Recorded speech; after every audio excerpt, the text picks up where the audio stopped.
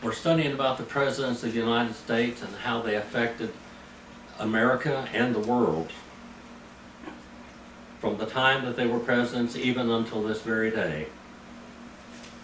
Romans, the 13th chapter, tells us, let every person be in subjection to the government authorities. For there is no authority except from God, and those who exist are established by God.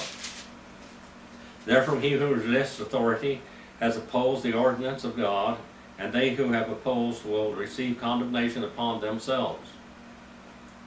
For rulers are not a cause of fear for good behavior, but for evil. Do you want to have no fear, lawlessness, and the authority? Do what is good, and you will have praise from the same. For it is the minister of God to you for good. But if you do what is evil, be afraid. It does not bear the sword for nothing, for it is the minister of God, an avenger, who brings wrath upon those who practice evil. Now that is the righteous foundation of government. Government was founded here in the time of Noah. Government is supposed to protect the bad people, well, protect the good people from the bad people, and to protect the people from the government. Now I have a lot of notes. I have written notes by the tons. I've studied about 2 months on this message here tonight. It's about Ulysses Grant.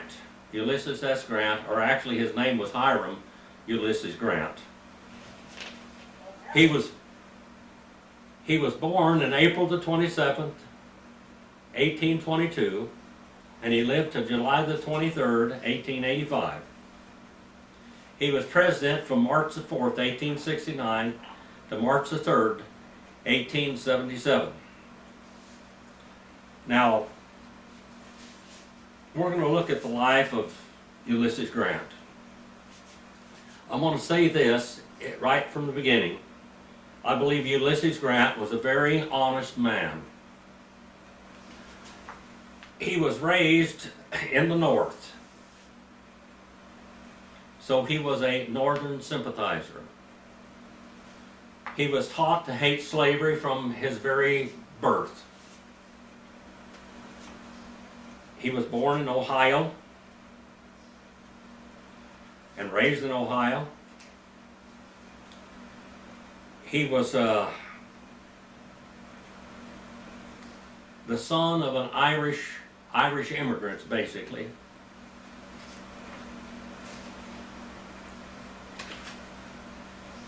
I've got a ton of notes here, so please bear with me. I have to read from my notes because there is so much information. He was born in Ohio, as I told you before.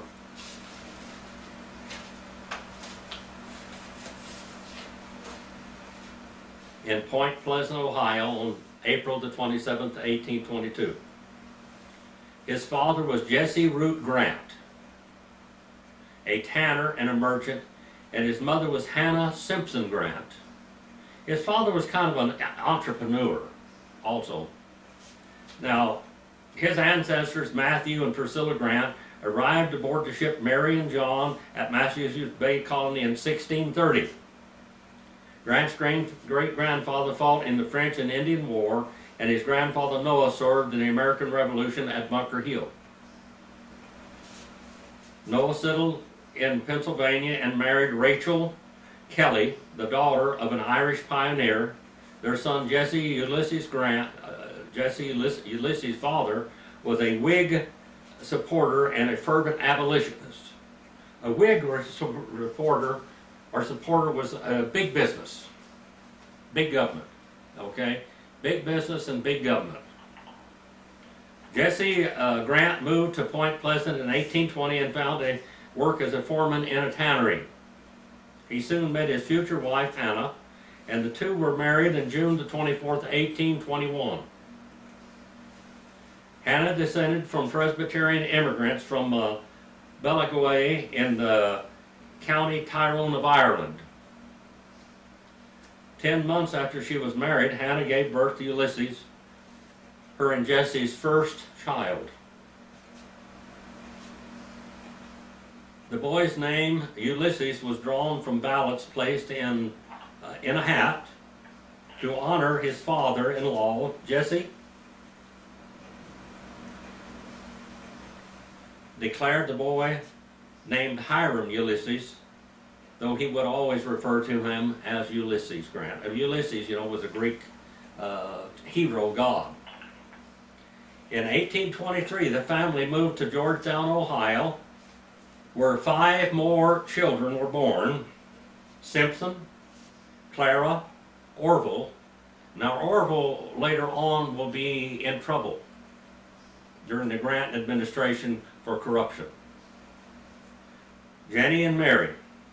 At age 5, Ulysses began his formal education,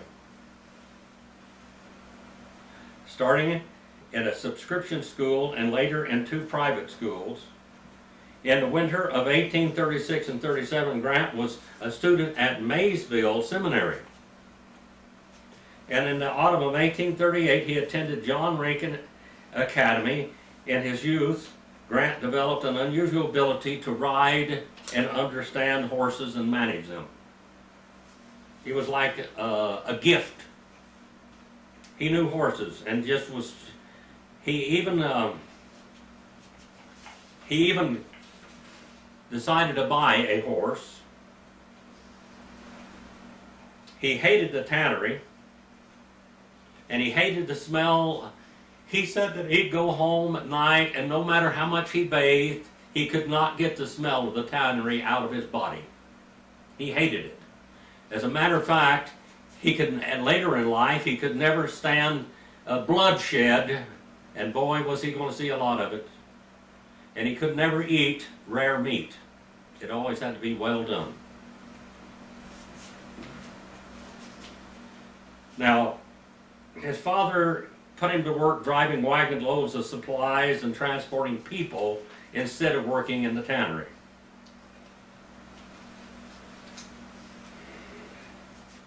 He never officially joined any church, but he prayed privately, and he never officially joined any denomination, even though he was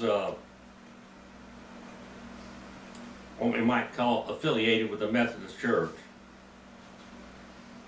Hannah, his mother, was a very religious person, a very quiet person, and a wonderful mother and a wonderful wife.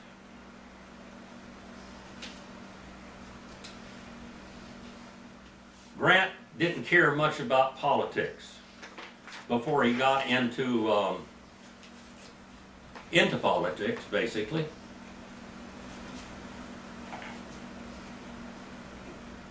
His father wrote to an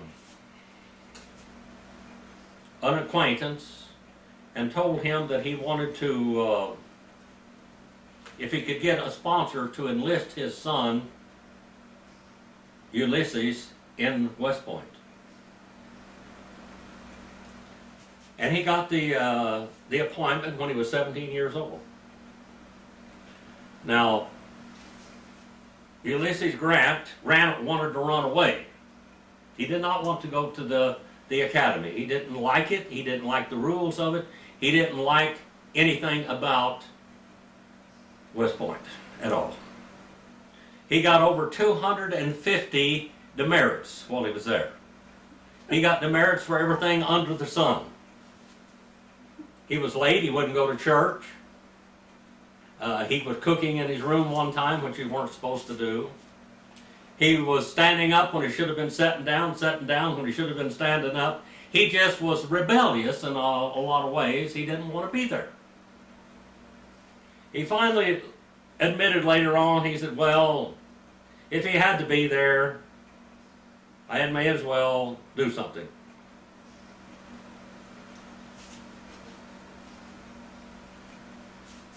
They made a mistake about his name when he joined West Point, and he liked it. His first name was Hiram, and he hated that name. So they enlisted him as U.S. Grant. And so he made absolutely no objection to that at all and just latched onto it. That wasn't his name. His name was not U.S. Grant, but he liked it really well. Later on, he used the initials, his friend did, U.S. Grant, for Unconditional Surrender Grant. His nickname at West Point became Sam. And his U.S. meant for Uncle Sam. Uncle Sam Grant. He was indifferent to military life. And he later wrote on, one of his little quotes is, "On the whole, I like this place very much," even though he did not get along with the rules. I guess the worst cadet that ever went to West Point was later on the hero of the Indian Wars, so to speak, Custer, George Armstrong Custer. He had more demerits than anyone ever. Now, Grant did not like Custer, and later on at the Battle of the Little Bighorn said that Custer should have been court-martialed for murdering his own men. He said what he did was against orders, and it risked the lives of all of his men and cost the lives of all of his men. He said that was unforgivable. His greatest interest at West Point was horses again, equestrian ability, and he was good. He was a proficient, excellent, magnificent horseman. He went to West Point at 5'2" at 17 years old, and he graduated when he was 5'7", so he grew a little bit there.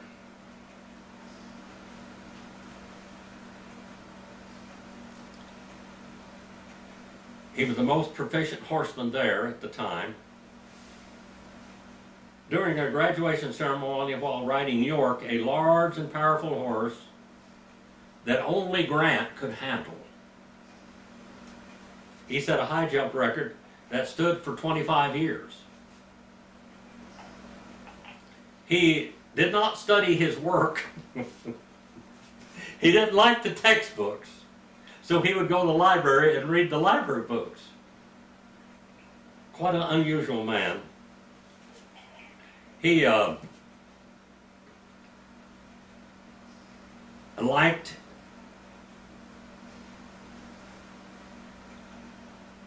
many books, and on Sundays would slip away and not go to church and read instead. He had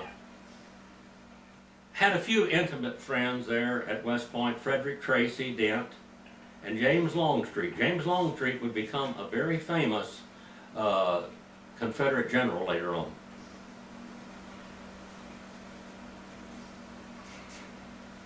He was acquainted with Charles F. Smith and General Winfield Scott, who visited the academy and reviewed the cadets.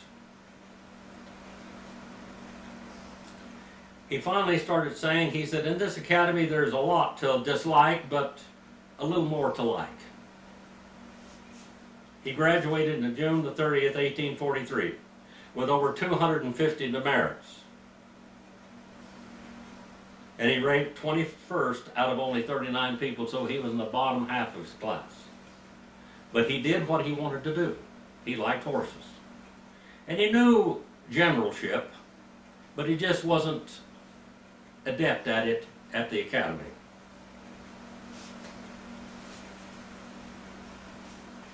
Now, while he was going to the academy, Frederick Tracy Dent had a sister. Now, if you look in pictures, this woman was not beautiful. But Ulysses fell in love with her, and he never fell out. He fell in love with this woman even though she was not a beautiful woman. She was not even a pretty woman. But she was a faithful woman, and she loved him and he loved her. And she had to put up with a lot with Ulysses because he was never good at business at all. He graduated and became a second lieutenant. He decided to resign from his commission after his 4-year term of duty. He was supposed to be in duty for at least 4 years.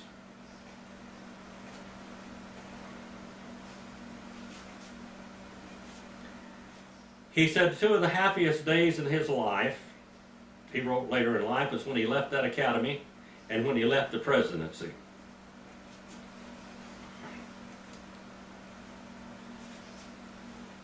And despite his ability with horsemanship, he was not assigned to the cavalry, but to the infantry regiment.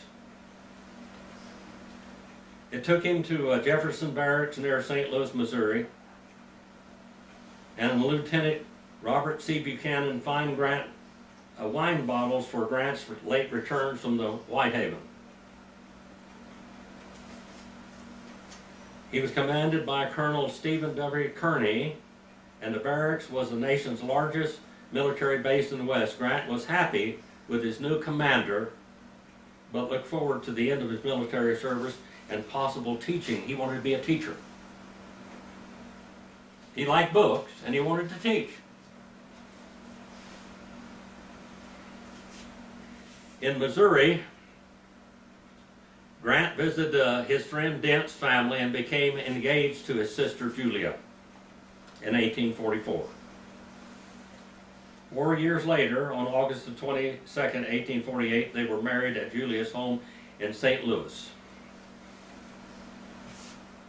Grant's father was an abolitionist. He was a radical abolitionist. Julia's father was a slave owner.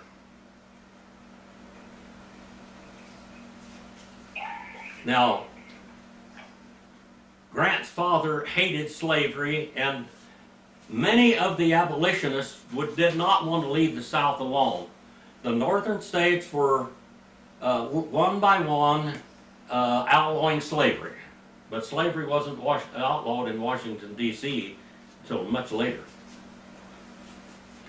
Now, the problem with the Civil War, I'm going to tell you this right now, the Civil War was not over slavery, and many people say it was not.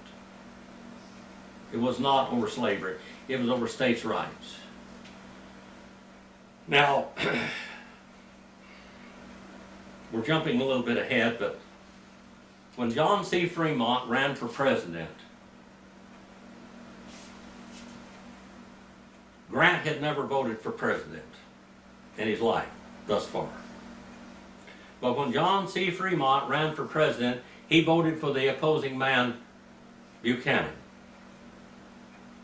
because he said that he knew that John C. Fremont would bring on the Civil War immediately.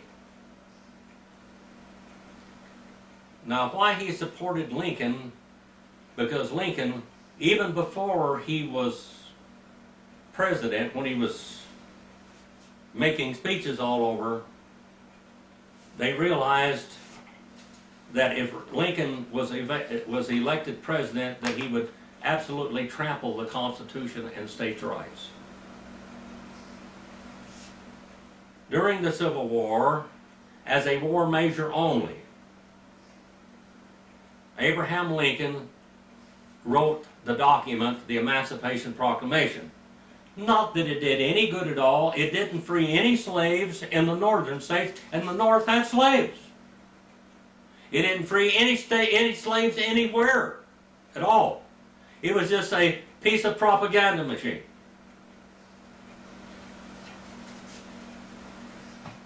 We went back to Abraham Lincoln and Andrew Johnson. Andrew Johnson was a former slave, an indentured servant, a slave. He was a Democrat, the only Democrat that stayed with the Union.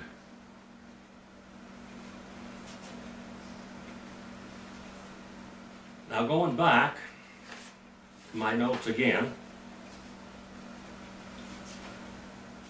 Grant served under Andrew Johnson and Abraham Lincoln. He was the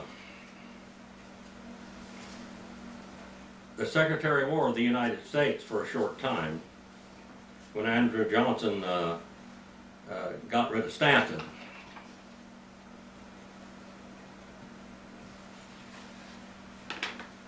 His rank, of course, was second lieutenant and then first lieutenant. His year of service were 1839 to 1854. And then again from 1861 to 1869. His commands were Company F, 4th Infantry and Illinois Infantry Regiment, District of Southern Missouri, District of Cairo, Army of the Tennessee, Division of Mississippi, United States Army, Mexican-American War, he went there and fought, and he knew Lee there. Lee was a tremendous general. By the way, there was a whole lot of difference between Lee and Ulysses Grant. Lee was always top in his class, and the only cadet that ever went to West Point that had not one single solitary demerit. And all the time, he was the most model student or cadet at West Point that West Point ever had. And later on, he was appointed superintendent of West Point. That is Ulysses. That is Robert E. Lee.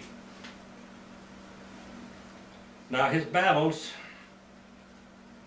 that Grant had fought in were the Mexican-American War and the American Civil War.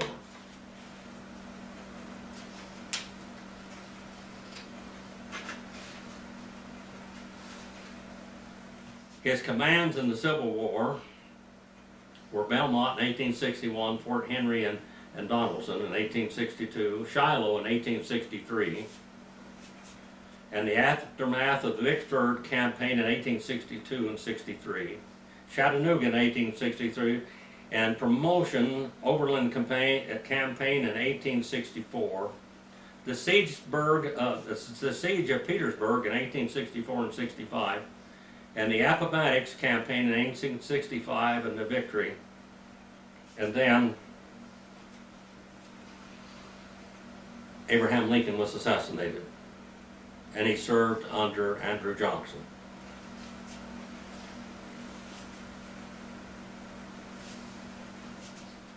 He was probably the greatest advocate and friend to the American Negro that has ever been in the White House. And I mean that. He was probably the greatest friend to the American Negro that was ever in the White House. He was not a friend to the American Indian. A lot of people say, well, he really helped the American Indian. No, he did not help the American Indian. Zero helped the American Indian. Canada just apologized for the Indian schools they had up there where so many of the Indians died.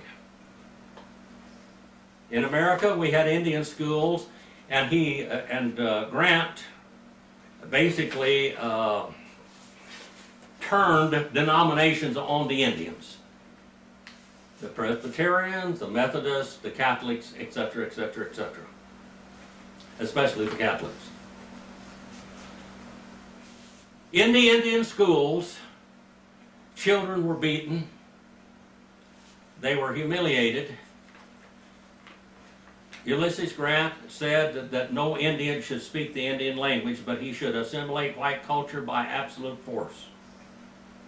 He should not be allowed to practice his culture or religion whatsoever. During Grant's administration, the American Indians were rounded up and put on reservations. Those that wouldn't go on the reservations were basically enemies of the state.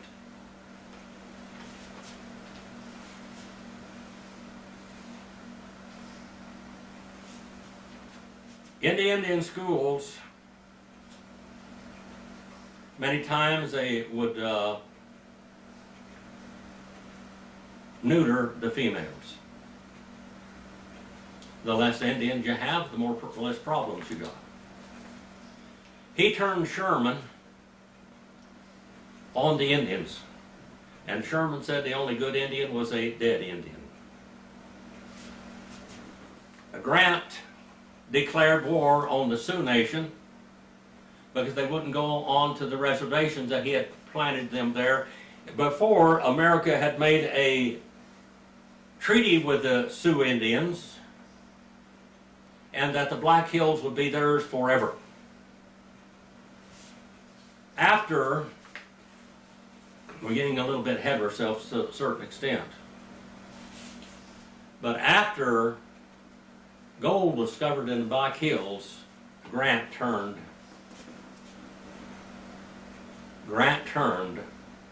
the white population on the Indian population. Mm-hmm. And it caused a war. But the Indians weren't the victims, according to him. The Indians were the cause of the war because they wouldn't go onto the reservation. He was going to give them more land. He was going to give them money for the Black Hills. Uranium in the Black Hills now, and the gold in the Black Hills was worth billions of dollars. And they were starving to death, the Indians were. We'd had Red Cloud's War before. We had the Teton Lakota, or the Sioux, if you want to call them that. Sioux means cutthroat.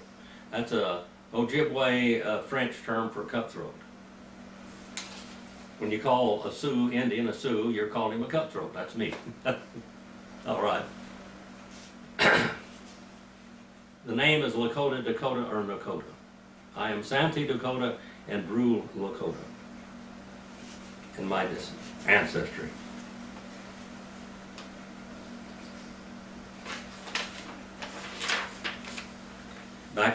Back to my notes.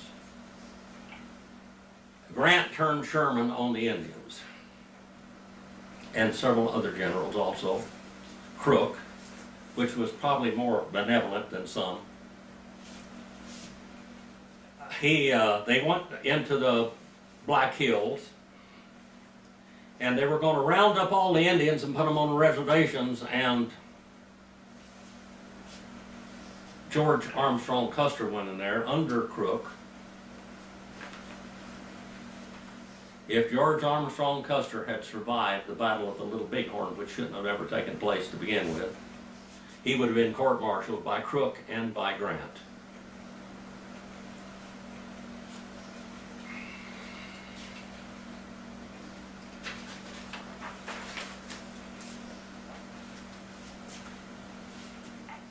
Grant believed in military discipline. Even though he wasn't a good student at West Point, he saw the necessity for discipline.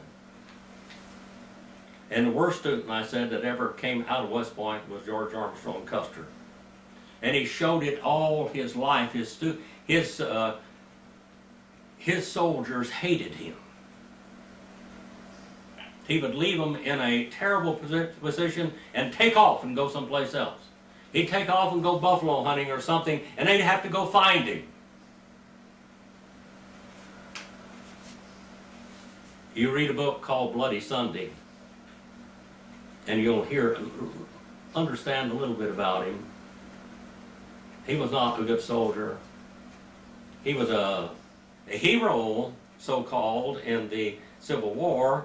But if you find out about all the battles that he was supposed to win a hero of, somebody else won them, and he'd go in there with his sword in the air. Yes, he had a lot of horses shot out from underneath him, so did a lot of the other leaders.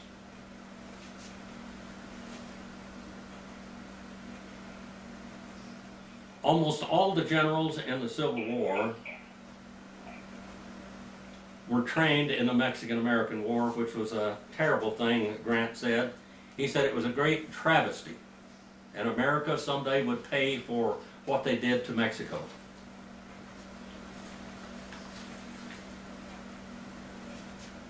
President John Tyler instituted a war with Mexico so they could gain basically all of the western states. During his time, they gained everything from Texas to Arizona, New Mexico, Nevada, Utah, Arizona, and California. This was all Mexican territory at one time. New Mexico, you know. Now, Grant kind of became a hero in the Mexican-American War. He followed orders. Robert E. Lee was in all the major battles, pretty much.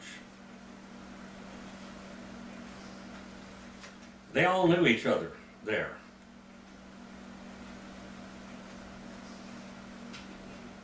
All of the cadets, from the time that Robert E. Lee had become superintendent of West Point just, the history of West Point was Robert E. Lee, the greatest cadet that ever graduated from there. Robert E. Lee had 7 children. His daughters loved their father so much that some of them didn't even get married. They said they could never find anybody like their father. A good father, a daughter ought to want to find a husband like their father. That's right. A good mother, a son ought to try to find a wife like his mother. That doesn't happen so many times.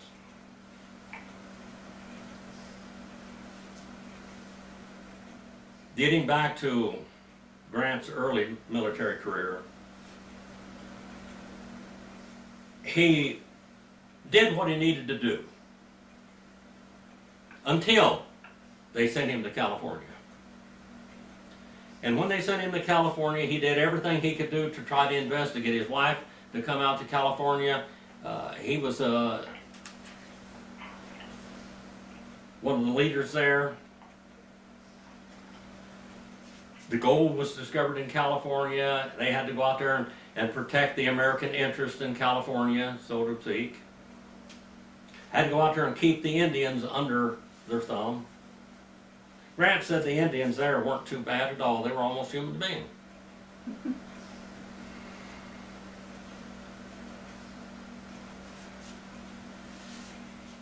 He became captain. He became captain on August 5th, 1853. And he was assigned to Fort Humboldt in California. He was commanded by Lieutenant Colonel Robert C. Buchanan. He knew Grant earlier, but Grant became so depressed because he couldn't be with his wife and child that he began to drink. And he was drunk a lot of the time. And finally, Buchanan went to him and told him, you know, if you can't quit drinking when on duty, I'm going to relieve you of duty. And remember now, Grant didn't want to stay in the Army anyway. He wanted to go back and become a gentleman farmer and live with his wife and children and be around his family. He was separated from his wife and children and his family. So he said, if I can't quit drinking, if I get drunk, if you find me drunk again, I will willfully resign my post. And he got drunk again, and he had to willfully resign his post, and he exited the Army. Then he went back and he began farming, and with his wife. His father had given him an acreage there, and Grant, with his own hands, built his first home. He called it hardscrabble, because it was. He didn't do well as a businessman. He kept getting in business with other men, and like his father was an entrepreneur, and he wanted to be an entrepreneur also, but didn't have his father's business sense at all. And he kept on losing all of his money. He finally hawked his watch, and went on back to his father, and his father by now had forgiven him for marrying into these slave-owning people because he had grandchildren, and maybe they could indoctrinate the grandchildren in the right way. So he went there and became a clerk in his father's tannery. And then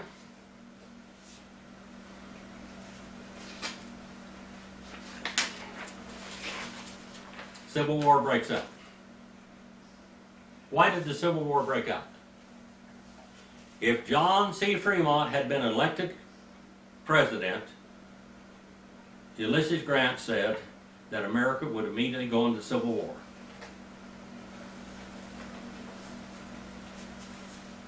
When Abraham Lincoln was elected president, his inaugural speech was, you can go read it, but in that inaugural speech, he threatens the South.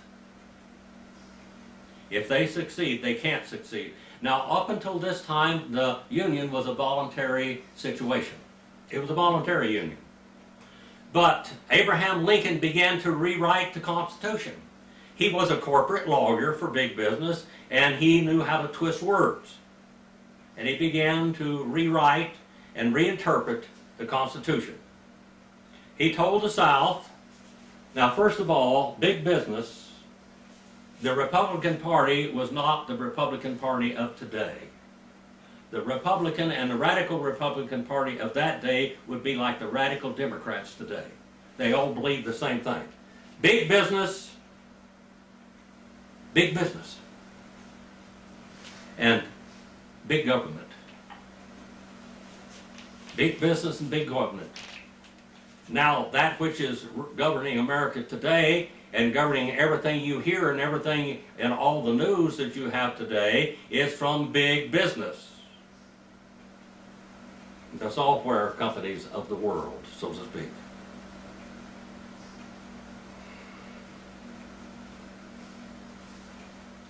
When the war started, and the war started when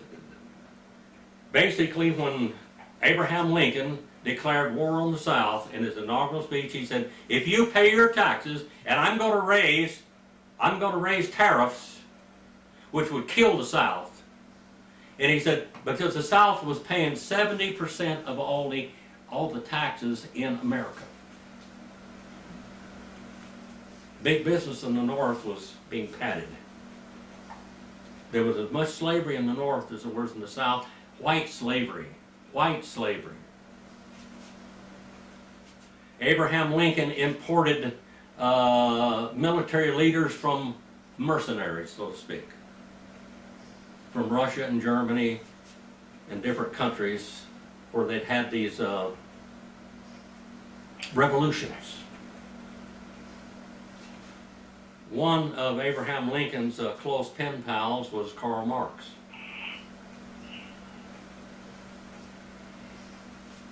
Abraham Lincoln arrested every man, every editor that spoke against him in the North. Now, we're talking about the North, not the South. He confiscated their businesses, and he imprisoned them and set aside habeas corpus.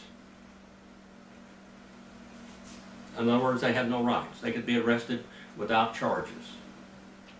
The editors that would support him, Abraham Lincoln padded their pocketbooks.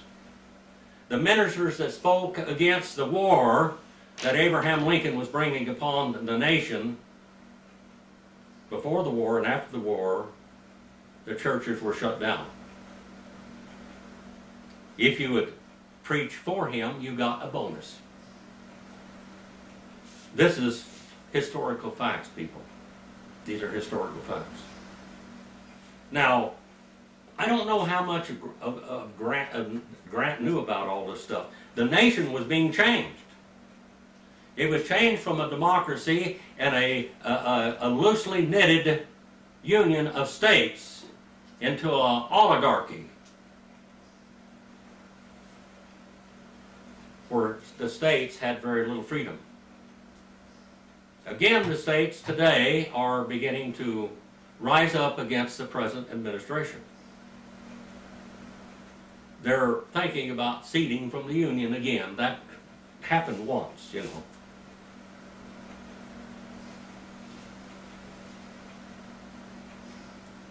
And the only way that Grant and Sherman and Abraham Lincoln won the Civil War is to raise all-out war on all of the Southern civilians. They went to whole towns and burned them down. They burned businesses down. They burned railroads down. They just did everything. They completely destroyed. They burned all of the court records and courthouses in the South.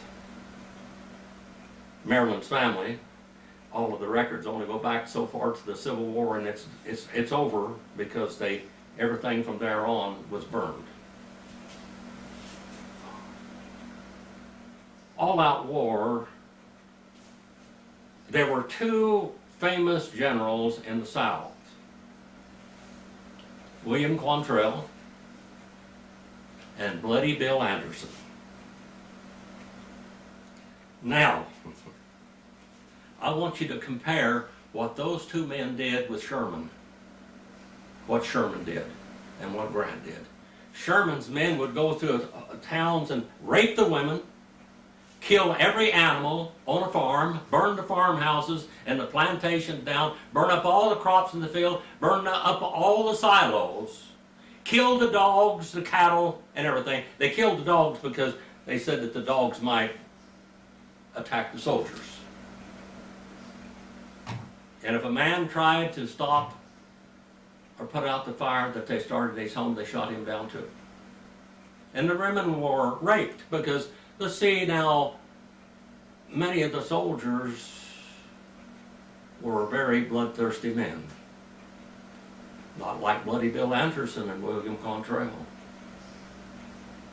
Because wherever they went, they devastated, they burned, and they pillaged, and they raped. And they killed, and they stole. There were no supplies coming out of the South because the South was completely destroyed.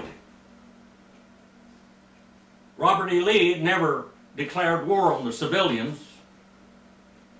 A few instances with William Quantrell and Bill Anderson, where they went in and burned towns down, in reprisal for what Sherman was doing.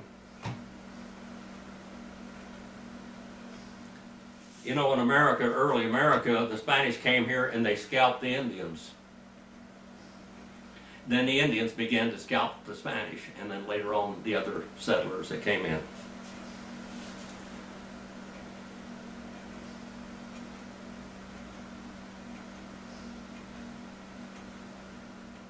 Grant contracted malaria, and how he fought in the war and with malaria, which is the thrush fever. It goes, and then you have this infection. The mosquito, all malaria came from Africa because the slaves were brought to Africa, and when the mosquitoes bit the slaves here, then the mosquitoes bit somebody else, and everybody had malaria. The American Indians, there were more American Indian slaves than there ever were black slaves. And there were a lot of white slaves. American Indians were still sold in 1865 and 1869 in Los Angeles on the slave auction block. That's after the Civil War, by the way.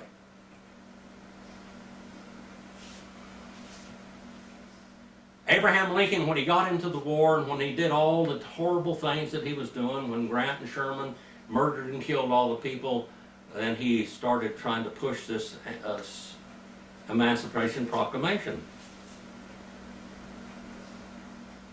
The only man that ever really tried to free the slaves in the South was Grant.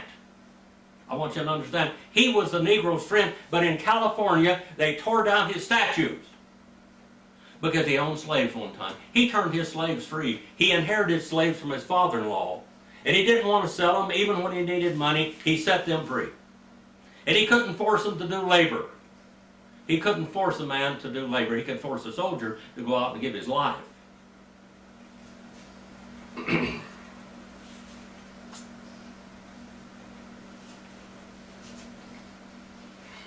Lincoln called for 75,000 volunteers, and the Civil War was going to be over in a flash, but it didn't happen. he kept trying to send his men. Now, you have to realize now, Robert E. Lee was superintendent of West Point. He had been a lifelong soldier. And in the American government, states' rights were preeminent over Union rights. Robert E. Lee went out and stopped John Brown. He did not want to have a civil war. He loved his country, but he loved his state, Virginia, because that's where he lived. You loved your state first, and then the Union second. When the Union declared war on the South, and they said, oh, well, the South fired on Fort Sumter. The South told Lincoln that we will pay you for all military property in our nation, in the Confederacy. We will pay you for all of it. Abraham Lincoln said, keep your money, give it to me as taxes only. Pay the tariffs and pay your taxes. If you don't pay your taxes, I will invade you. Not over slavery now. It's over states' rights. The war was not started over slavery, it was started over states' rights. Emancipation Proclamation, Lincoln said, was a war.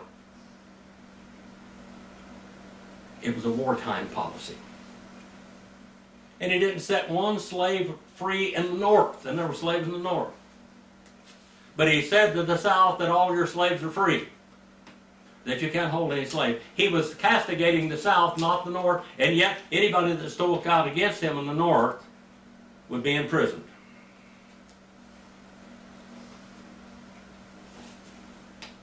Now, after several tries,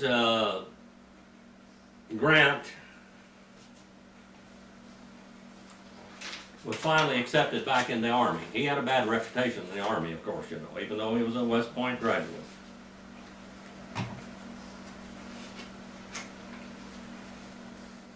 Grant was he was a brilliant strategist, but not near as brilliant as Lee. Nor is Stonewall Jackson, or many of the others in the South. The South kept whipping the North in every battle with inferior numbers. I was listening to a program the other day, and it said that Grant and Lee were both butchers, bloodthirsty men. Grant was a butcher. Lee respected the lives of his men.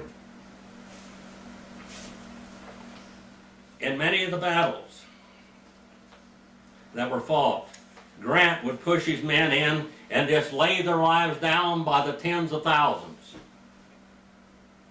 It would absolutely devastate Lee because he couldn't believe this man was just throwing away the lives of his men by the thousands.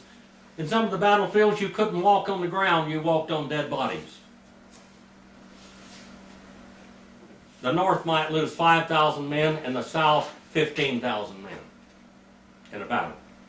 Because Grant was just pushing his men in there. He had a lot of men. He had a lot of soldiers. Lee tried to conserve his soldiers' lives. He lost a lot of men too. He was probably the most religious man in the army. And he prayed and he prayed and he prayed. The Battle of Gettysburg. Lee had a heart attack. One of his most faithful and brilliant generals, Stonewall Jackson. And don't get Stonewall Jackson and old Hickory Jackson mixed up. Stonewall Jackson was shot by one of his own men and died from the wounds. He lost his left arm originally, and Lee wrote him a letter and he said, you may have lost your left arm, but I lost my right arm when they took you out of battle.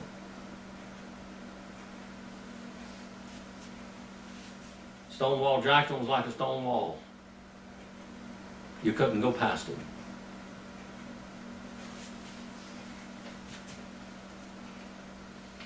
Shiloh.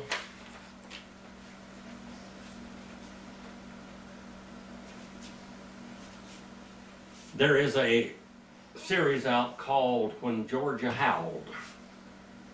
And Sherman had a burnt path through all of Georgia. War was declared on the civilian population. And the excuse was that they had to completely cut off all supplies to the South because they could never whip them. They could have never whipped them with the rules of war.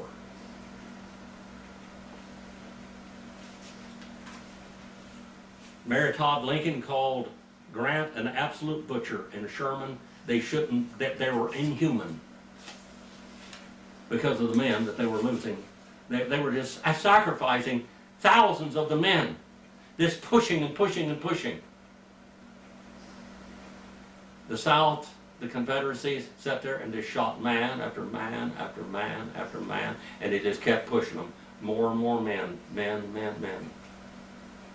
The battlefields were littered.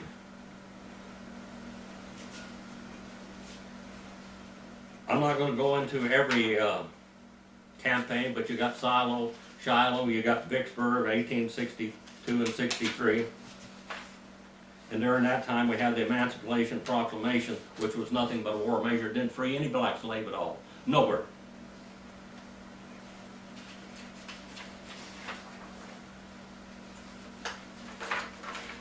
During the Civil War, there were, England supported the South, not the North. England supported the South, not the North, because the South grew cotton and that was an export. And the North wanted to put high tariffs on anything that left America. 70% tariffs sometimes, 50% tariffs. That took 50% of the profit from the South, from the farmers. Now, little by little, the slave owners were turning their slaves loose.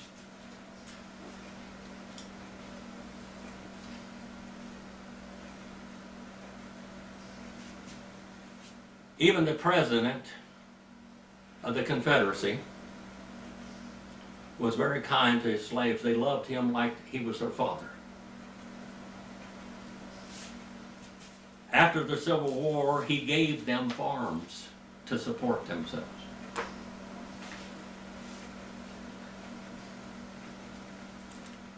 Now, a lot of Jewish people are money makers. You know that. That's history. I'll bless those that bless you, and I'll curse those that curse you.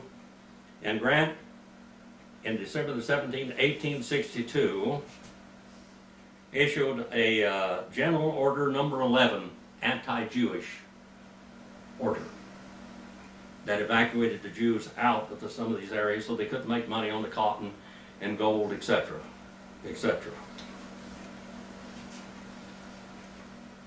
Lincoln was a little bit disappointed with that, and they rescinded the order later.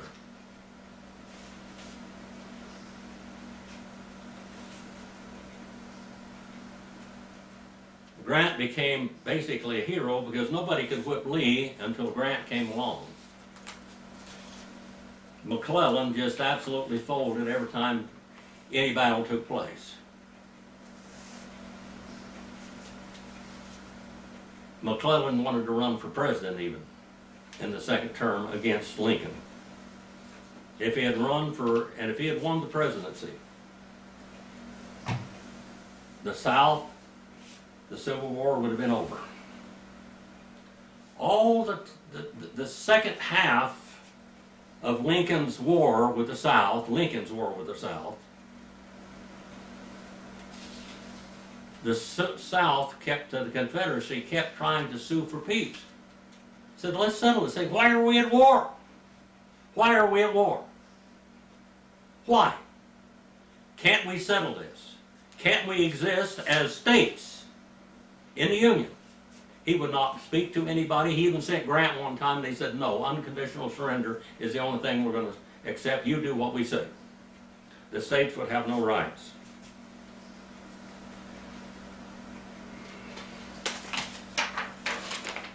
Finally, at Appomattox, and there were some horrible battles. Cold Harbor was one, where Grant absolutely littered the battlefield with his own men, dead and wounded. Dead and wounded. The killing fields.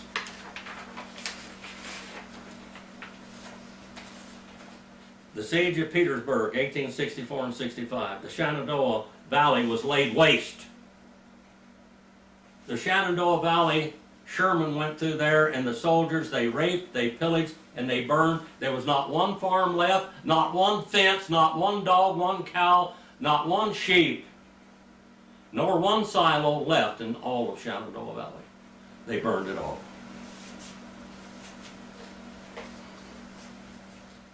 They had a battle.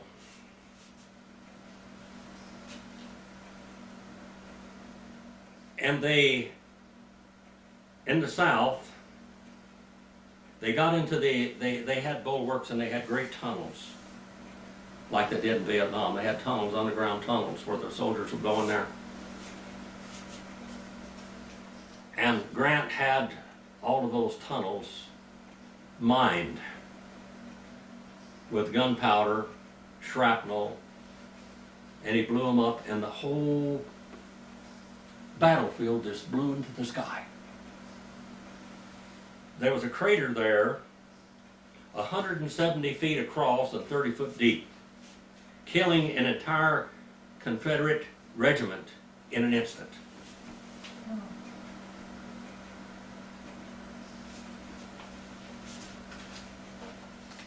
The Union went in there by hordes, and the rest of the Confederates that weren't affected shot them down and slaughtered them, so to speak. It was a total mistake, Grant said. It was a mistake. Cold Harbor was a mistake, and so was this. All these men that they just murdered by mass explosions, like dropping an atomic bomb on them, and yet they lost the fight anyway. The Shenandoah Valley, Mobile Bay, Atlanta, Savannah, Sherman cut a 60-mile wide path of destruction until he reached the Atlantic Ocean.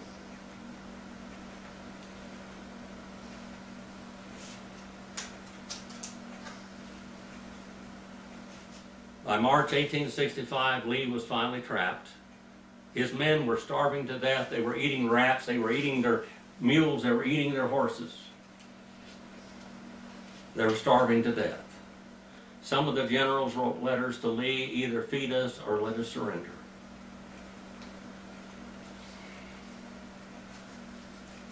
April 9th, Grant and Lee met at the Appomattox courthouse.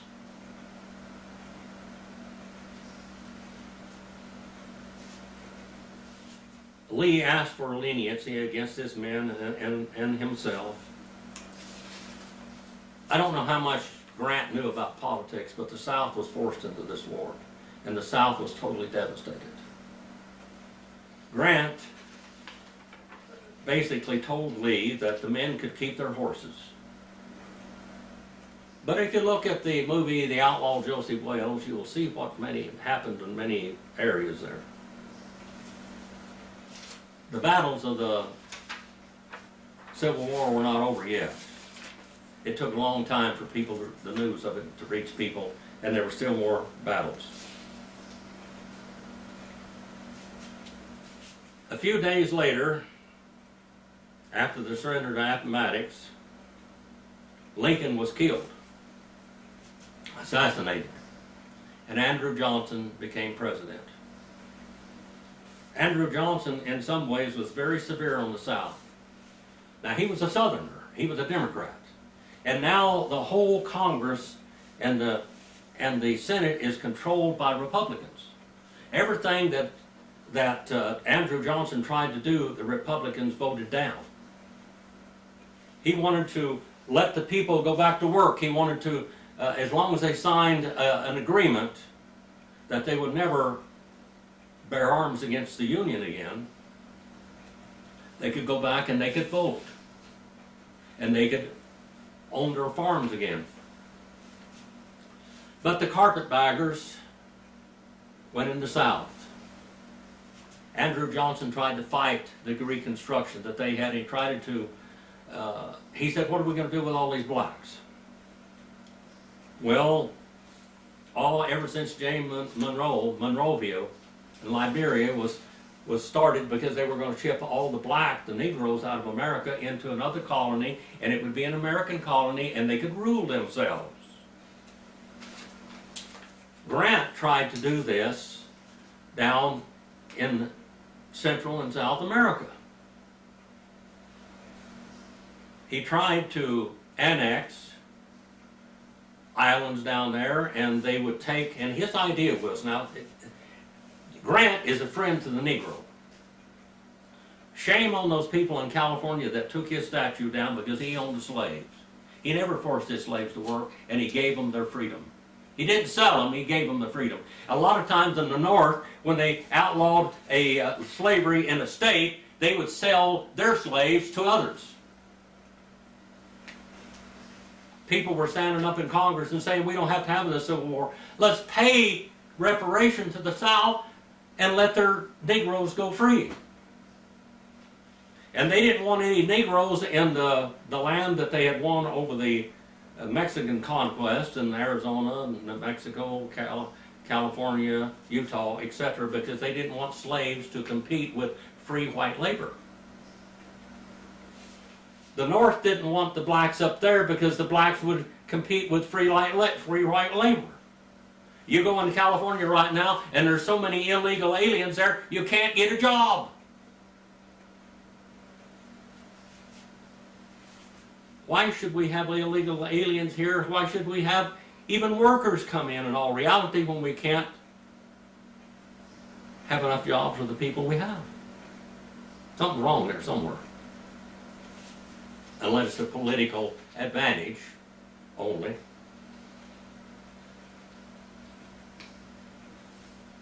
After Andrew Johnson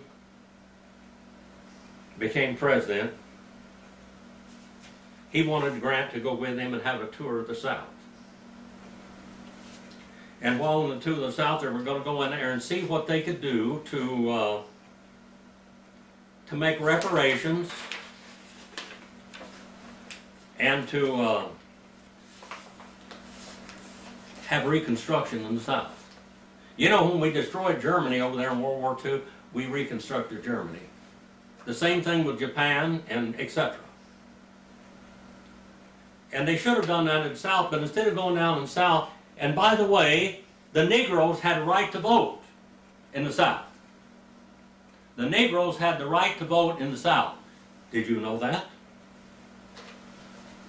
But the former Confederates did not. And so when Grant became president, the South was taken over by Republicans, and the Republicans were like the radical Democrats today, and they wanted complete control of the South. They took the lands, they confiscated the lands, and of course Jesse James and Frank James were going, and they were going through areas, they were robbing banks, they were robbing railroads, and they were taking the money because the carpetbaggers had gone in there, the bankers had gone in there. Lincoln was for big business. The steel industry, the banking industry, and everything else, and he was padding them. It's what we call corporate welfare. Today it's called the bottom feeders and the top feeders. I think you get that. Johnson finally broke with Grant because Johnson wanted to be lenient on the South. They had not created a colony to send the Negroes to. So what are you going to do with the Negroes? They put Negroes on Indian roads and gave them Indian land. That's what they did with them. They had 40 acres and a mule, so to speak.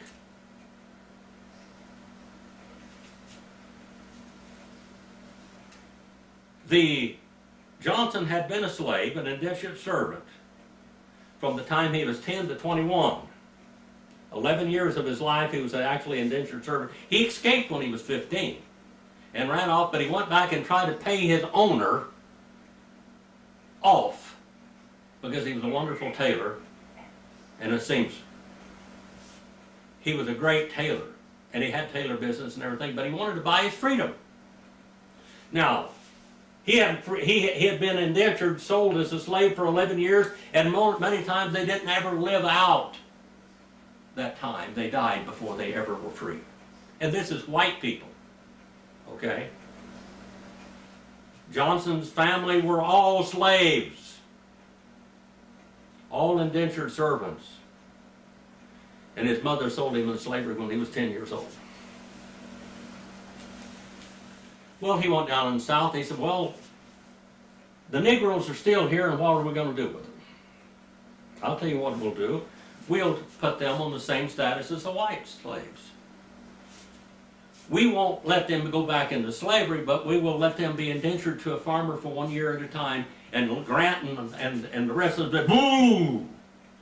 The radical Republicans said, no! Well, he was a indentured servant, a slave. He was a white man. Why couldn't the blacks be indentured servants for 1 year at a time on a farm? And yet they were free. They weren't going to ride horses and with black snakes or anything like that, beating them up. Now they were free people. The blacks had more rights in the South than the former Confederates. And so because of this, the Ku Klux Klan arises to protect the rights of the white citizens in the South. That's why the Ku Klux Klan rules. To protect the whites.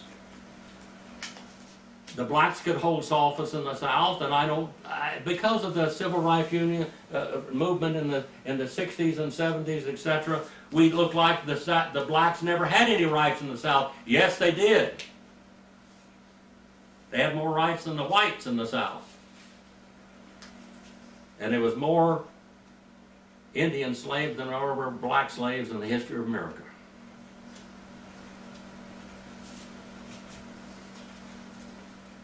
In 1868, the Republican Party ran Grant as president.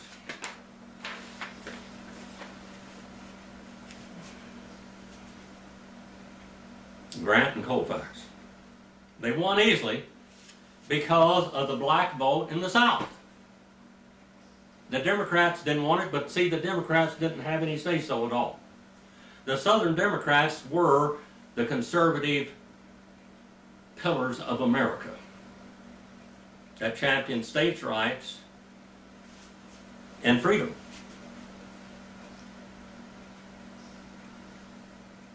The carpetbaggers took over the farms and the ranches. The railroads were given wide paths of land all across America. Corporate welfare and big business and big banking they were running America.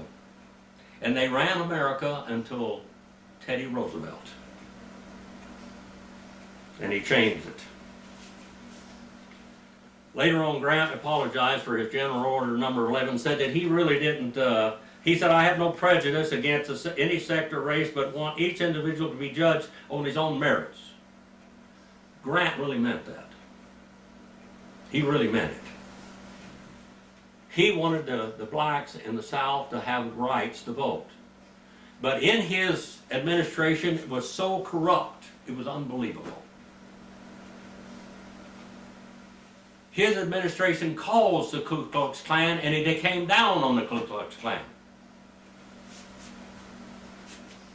Most of the white citizens of the southern states have no right to vote nor hold office.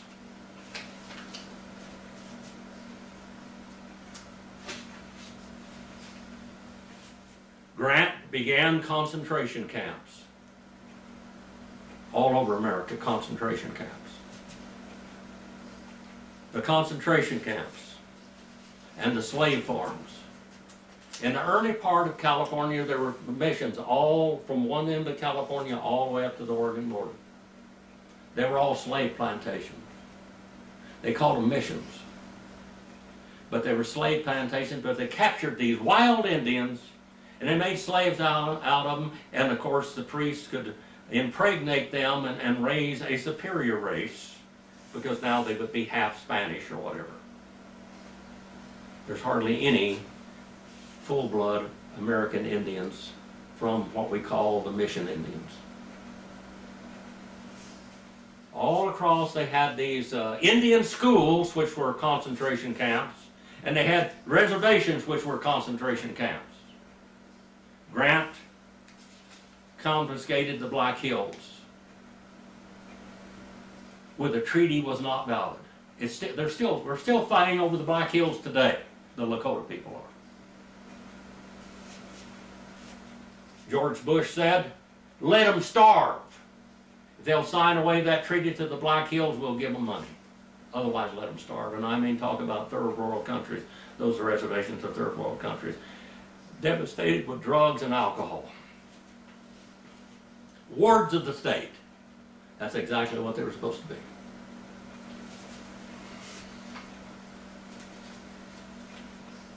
In March the 4th, 1869, Grant was sworn into the 18th President of the United States by Chief Justice Salvin P. Chase.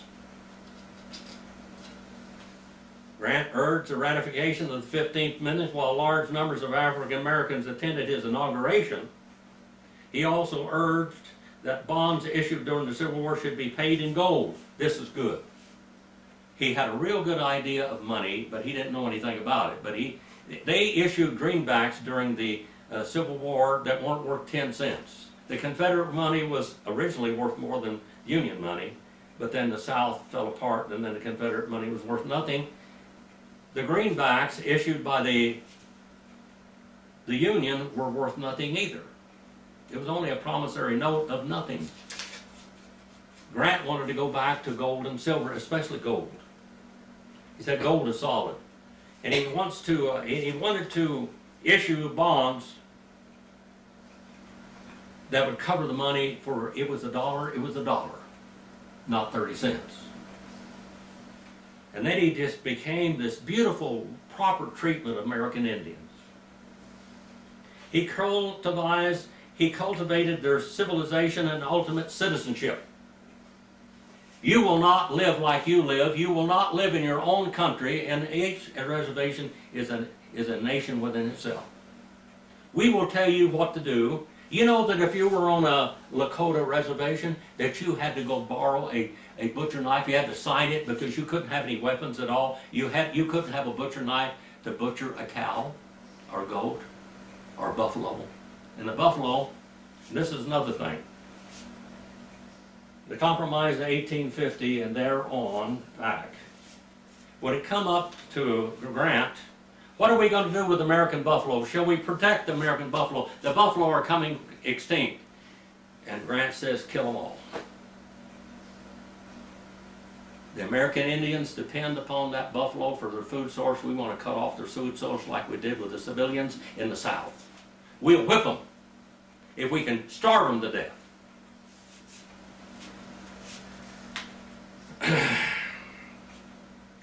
Many of his men were just corrupt to the very bottom. Grant knew how to choose generals, but when it come to business and choosing cabinet members, he was a great flop. Grant himself was honest. I want to emphasize this.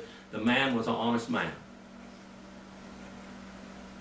But he chose very poor partners. And he said that later on in life. He said that I had very poor choices for my leadership. To make up for his infamous Order Number 11 against the Jewish people, Grant appointed more than 50 Jewish people to federal office. Consuls, district attorneys, deputy postmasters, and he appointed Edward S. Solomon, territory governor of Washington. The first time an American Jewish man occupied a governor's seat. He sympathized with the plight of the persecuted Jewish people all over the world, especially in Russia.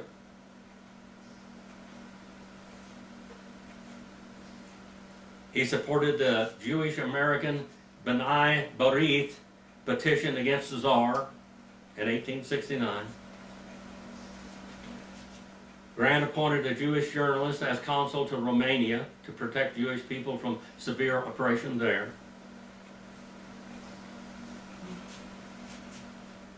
Grant proposed a constitutional amendment that limited religious indoctrination in public schools. I'm going to read this to you one more time. Grant proposed a constitutional amendment that limited religious indoctrination in public schools. Instruction of religious, atheistic, or pagan tenets would be banned, while funding for the benefit of aid, directly and indirectly, any religious sect or denomination would be prohibited. But he turned the Catholics, the Presbyterians, and the Methodists loose on the Indians to indoctrinate or kill them. Kill the Indian, but save the man. My family went through this, people. Grant hated Indian culture. He despised it. First of all, it was what we call they lived in a communist society or a socialist society. They had no private ownership of land at all. They believed it was God's land.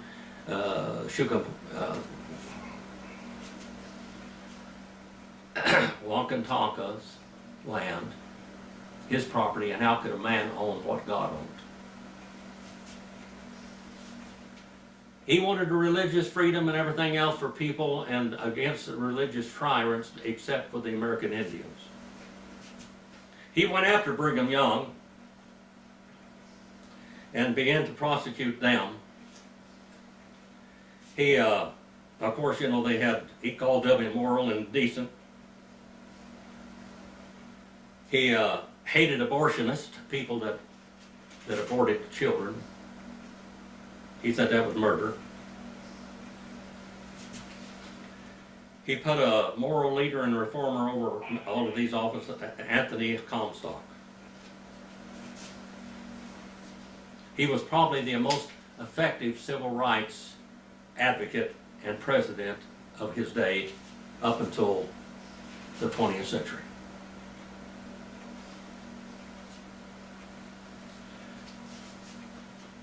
Reconstruction under the Republicans was a reconstruction of total theft and robbery and graft. We had a Republican-controlled Congress, Northern money, and Southern military occupation. The 15th Amendment said states could not disenfranchise or stop African Americans from voting. Remember, many of the civil Confederates were not allowed to vote, but the blacks were. Grant won the election because of his black vote. Grant put military pressure on Georgia to reinstate its black legislators and adopt the new amendment.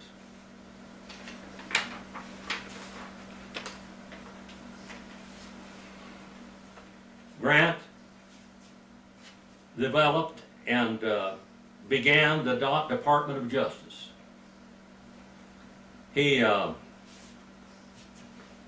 established civil service rules. His administration was so corrupt, when he found out about it, he did everything he could do to try to stop the corruption. He fired the people, but many of them some of them were his family.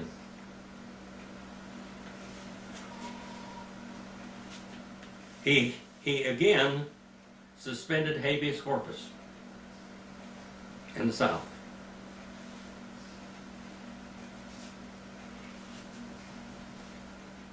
During Tramp's second term, the North retreated from Reconstruction, while Southern conservative whites called Redeemers formed armed groups, the Red Shirts and the White League, and they began to openly use violence and intimidation against the black people. And why did all this happen? Because of all the corruption in the Reconstruction of the South. The Reconstruction and the theft and the robbery and the abuse of the white citizens, Confederate citizens of the South, brought into power the Ku Klux Klan. And I'm going to tell you something. Grant didn't stop the Ku Klux Klan, though he arrested many of them and took away their rights to vote and lead. When Grant took office in 1869, the nation's policy towards Americans was in chaos. Native Americans was. There were over 250,000 Native Americans and 370 trees, and he was going to go about and he was going to turn these people into white people. Kill the Indian, save the man. Kill the Indian, save the man.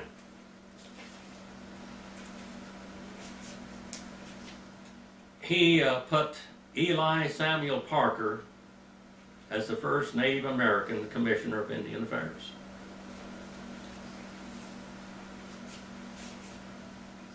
He later resigned because, you know, what Grant was doing to the American Indian was not kind.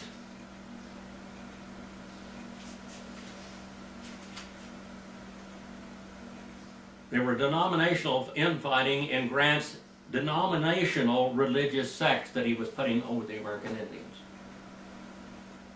We want this one, we want this one, we want this one. The Methodists would fight with the Presbyterians. The Presbyterians were fighting with the Catholics, and the Baptists just sat back and looked because they had no part of it. The Baptists sent missionaries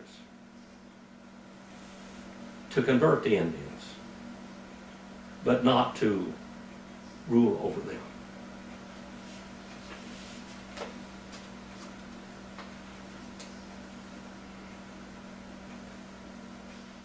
In April 1873, Major General Edward Canby was killed in Northern California, south of Tule Lake, by Modoc leader Ken Puar. And the Modoc War began. Grant wanted to move all these Indians into Indian Territory, but I'm going to tell you something. Oklahoma basically became, in 1907, Oklahoma became a state.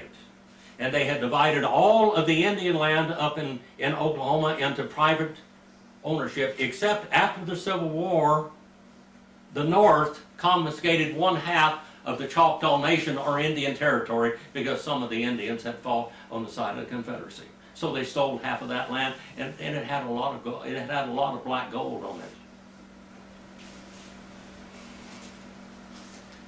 it. Sherman said, I can take care of the Indian problem altogether. The only good Indian's a dead one.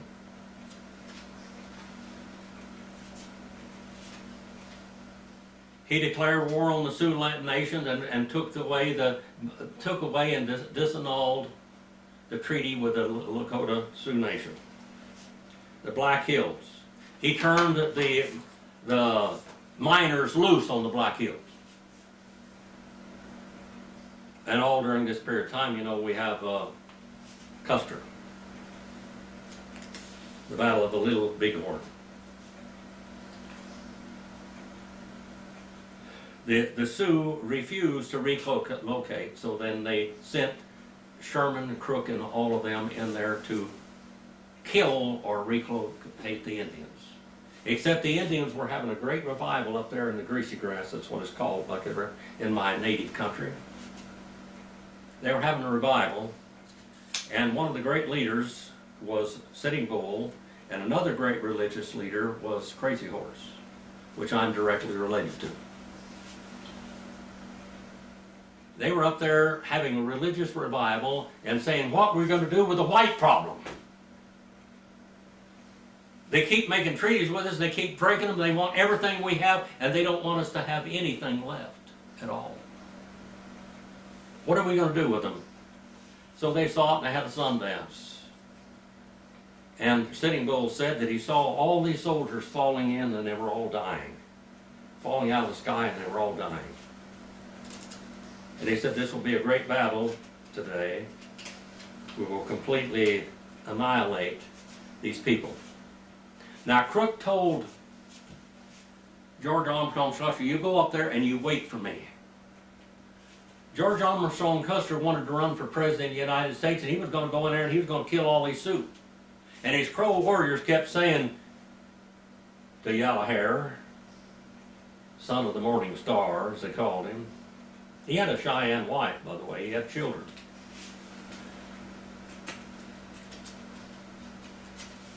Custer may have hated Indians, but he loved Indian women. Literally. And he had Indian children. There's a book written which I could show you here by one of his descendants. When they killed Custer on the battlefield, they went out there and they cleaned his ears out with awls because they didn't think that he could hear well. Maybe he could hear better in the background, and they washed him. His wife did. You won't ever hear this. They said he didn't listen very well. They said, if you keep coming after us, we're going to kill you. This is your family now. You're a part of us. Leave us be. Let us alone. But he wanted to go in there, and he wanted to all, as he went in behind Crook and these other people in the Civil War, read the book by General Crook, George Crook, about George Armstrong Custer and what he did. He was a snake. He took other people's victories and made it his own. But he wanted to come in here and he wanted to kill all these Indians. Crook said if he'd have lived, they'd have court-martialed him, probably shot him or hung him. Grant said he cost his whole, all of his men, he sacrificed their lives for nothing except his own glory. And then Custer's wife began to make him a hero and go and speak all over the United States about how wonderful a hero her husband was until the day she died. Now, England had supported the South and they built a battleship for him, and during Grant's administration he tried to not have wars with foreign countries. There was a Cuba problem and all kinds of problems during this time, Spain and England and Cuba and all this, and he circumvented war. The Civil War could have been completely circumvented. That was caused by Lincoln. Lincoln caused the war as John C. Fremont would have. And why Grant couldn't see that Lincoln was worse than John C. Fremont, I don't know.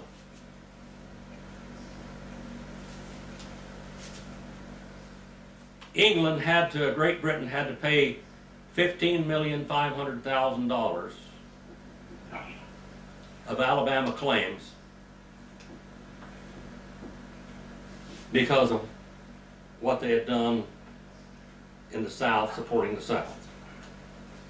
The Dominican Republic,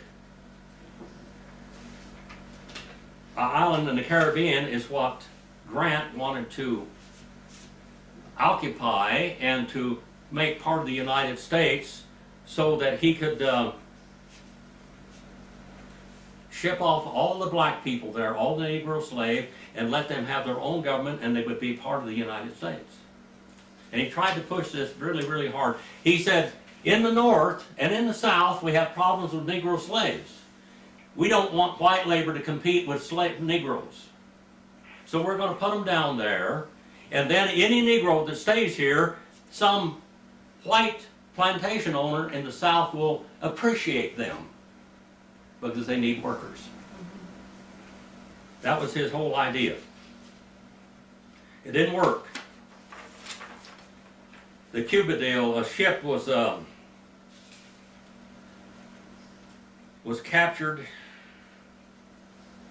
by the Spain, and all the American soldiers on that ship were executed and their heads decapitated. They were all decapitated, including their Captain Fry.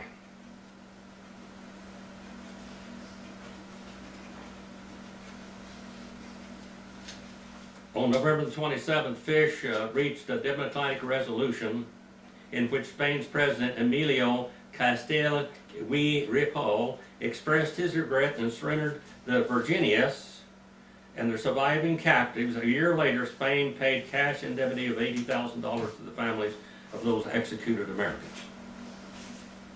Grant stayed out of world wars. Let's put it that way. Everybody that he tried to get that, and it would probably have been a good idea to have the Dominican Republic and to do that. Maybe it would have worked, huh? The blacks could have governed themselves down there, and they could have had their own government, and they'd still been part of the United States. They would have taken care of their own Negro slave problems, but instead they took American Negroes and put them on American Indian rolls. The Chickasaws were one of the only Indian nations that would not allow their land to be given to the Negroes. They said, you got that problem, you take care of it. Don't put them on our land and put them on Indian rolls to gain Indian money, and they're still getting Indian money to this day, some of the black slaves that were called freedmen. While Grant was the president, there were several depressions, monetary depressions.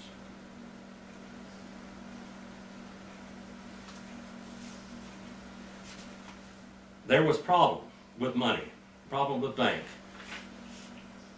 Grant would listen to bankers, but some of these crooked bankers would steal money, and they were inside trading. And I mean, it was crashing. Finally, he, during his seventh term in 1873, J. Cook and Company and the New York brokerage house collapsed after it failed to sell all of the bonds issued by Cook's Northern Pacific Railway. Railways were going broke. We had too many of them. It was a glut on railroads. I don't know how California, they're planting so many almond trees out there, I don't know how we're not going to have a glut on almonds, where almonds price will go down. The Panic of 1870, Grant believed that, as with the collapse of the gold ring in 1869, they were monopolizing on gold. They were buying and selling it and controlling the price of it, and the farmers and the workmen were absolutely going broke. The common man was just dying in this country.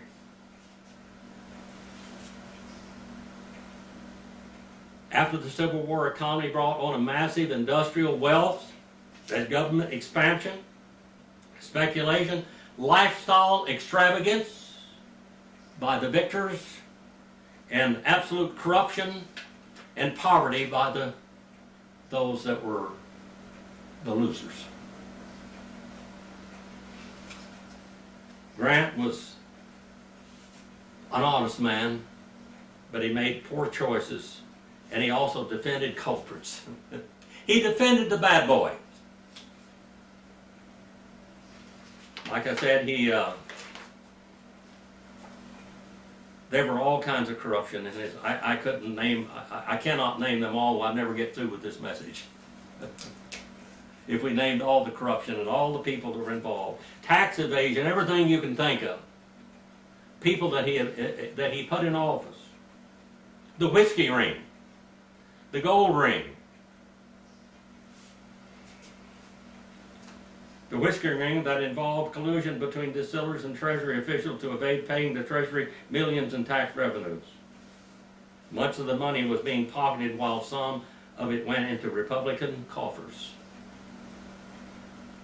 In mid-April, Bristol informed Grant of the ring, the whiskey ring. On May the 10th, Bristol stuck hard and broke the ring.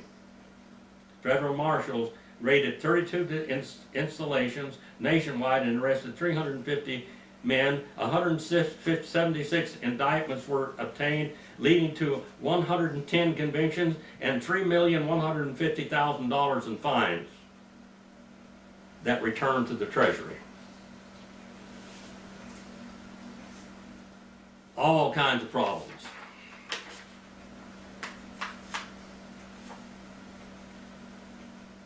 Grant apologized to the American people for his poor choices and said, I'll try to do everything to make amends for it. He was going to run for a third term, but he didn't do it. After he left office,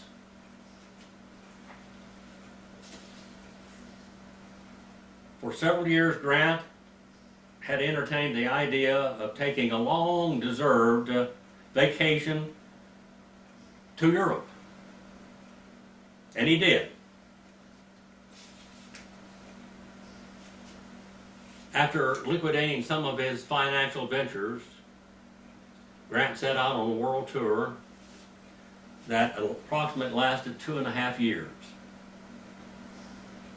And during this period of time, he met many of the heads of state, and he was what we call a foreign diplomat. He even got paid for it. He got free shipping from one ship to the other all over Europe, and the then president decided that he would be a good emissary. Queen Victoria said he was the most handsome man that she'd ever seen. He visited Pope Leo the Eighth, Audubon von Bismarck, Emperor Millet, and Grant was the first United States president to visit Jerusalem and the Holy Land. He tried to run for a third term, but it didn't work.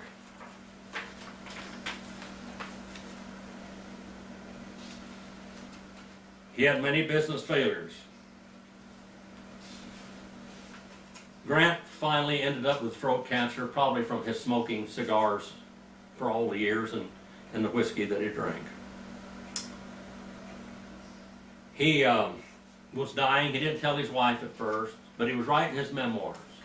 And he had a very wonderful friend, Samuel Clemens or Mark Twain.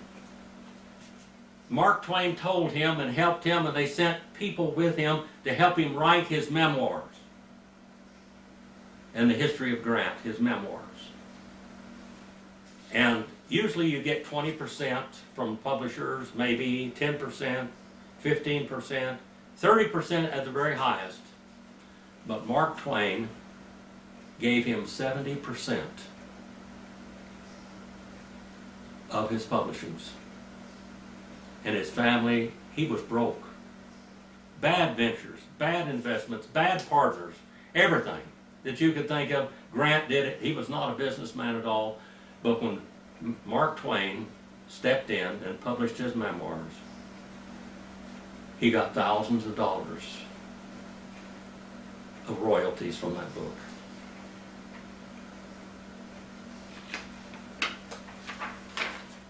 They finally gave him a military pension because he was broke. He wasn't part of the gold ring or the whiskey ring. He got no money from that. He was an honest man.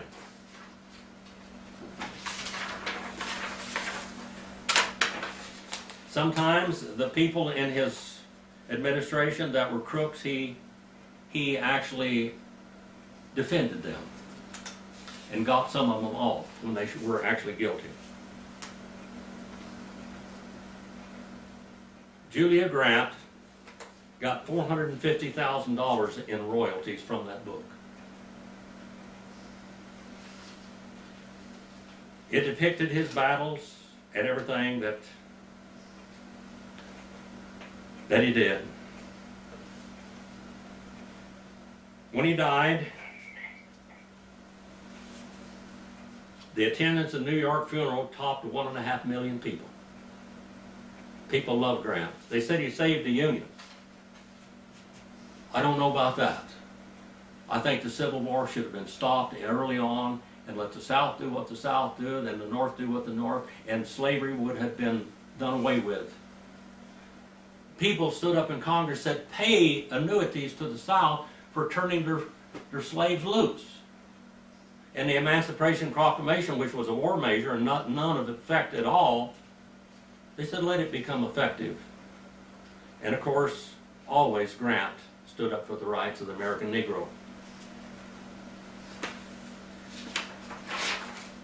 His historical reputation has gone up and down over the years. It's probably at one of the highest points right now because he was an honest man. He made mistakes, but he was a killer of man. He would have never won the war if he'd have kept to the rules of war and did not declare war on civilians in the South and burned down every town, every farm, devastated the whole South. And the Reconstruction was not Reconstruction. It didn't help the South. Jesse James and Frank James helped the South. They went from Baptist church to Baptist church, robbing trains, and the trains were part of the corporate welfare. And they thought they were Robin Hoods. And I told you the story about Ben Bogard, one of the greatest of American Baptist preachers, and one of the greatest preachers in America that slept in the bed with Jesse James because he would go from house to house and pay off farms that the carpetbaggers were stealing. And those railroads and those banks wanted them dead.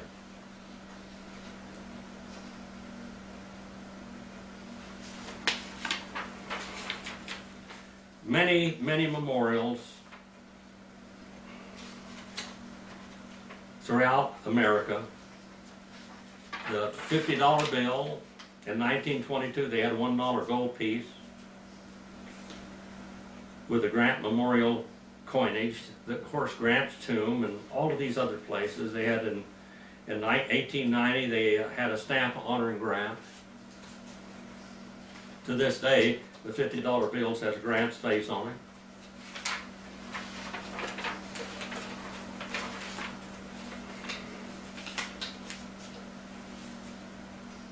From July the 1st, 1839 to 1866, he was in military service. And I think he did his best in service. He may have been a poor cadet, but as a general and as a soldier, he did his best, even though he cost the lives of many of his people. The South wanted to join the Union again. They wanted to go back together. Not many years later, after the Civil War, the North and the South would have reunions, and the Northern soldiers and the Southern soldiers would hug each other. They talk about the hard times they had during the war that was forced upon them. The South always said that Grant killed too many, sacrificed too many men's lives. And that's the truth. He did.